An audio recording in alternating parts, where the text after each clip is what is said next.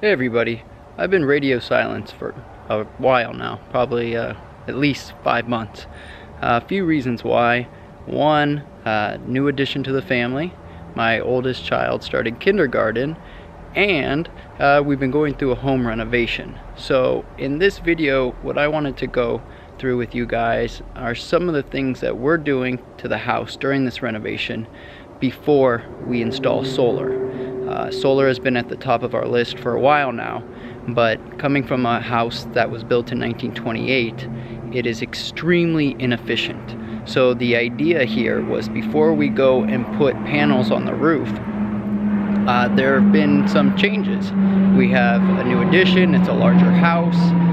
We have the addition of our Tesla Model 3 and possibly another Tesla in the works. So with all these changes, we didn't want to put any solar on the roof that wasn't going to kind of meet our needs as a family. There's another reason behind it as well. Although the house is larger now, the idea is that it's going to become a lot more efficient. Why is that? Well, now that the majority of the walls are open, we're able to air seal a lot of spots that we could never get to. There is no access to any attic space in this house. At least there wasn't. And so for that reason, we weren't really able to even put insulation into the attic space. Number two, air sealing. We're able to cram as much insulation into this house as possible, and that is going to help a lot.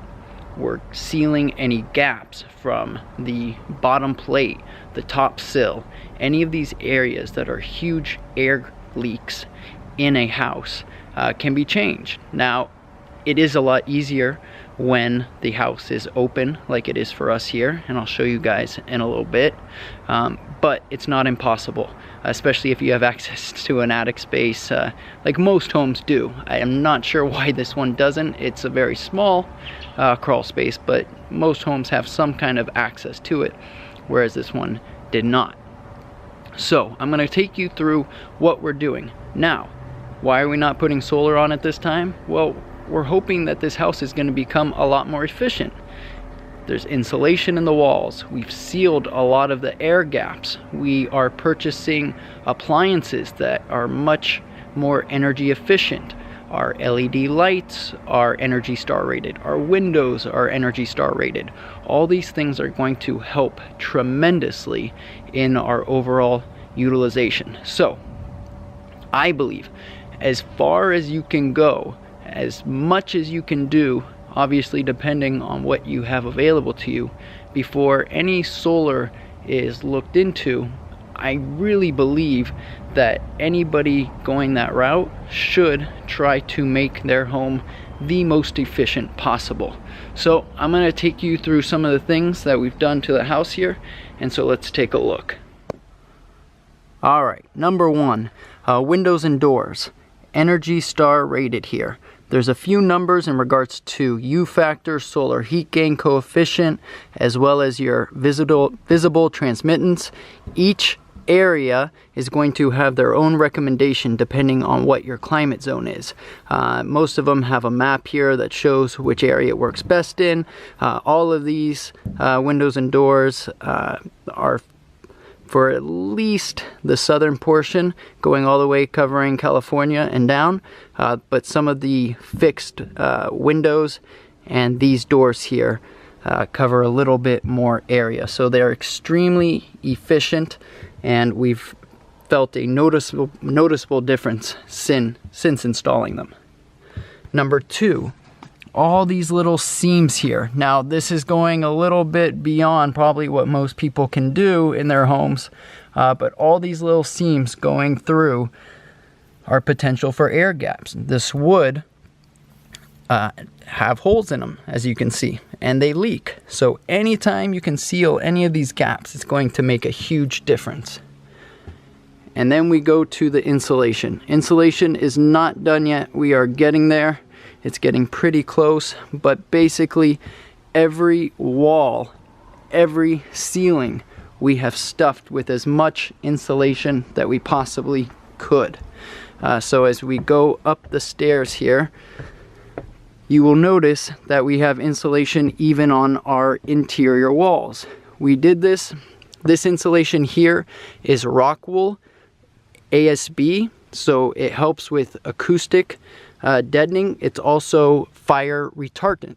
So forbid anything were to happen, it will stop, or it will help hinder the spread of fire, because it takes a lot for it to go up in flames.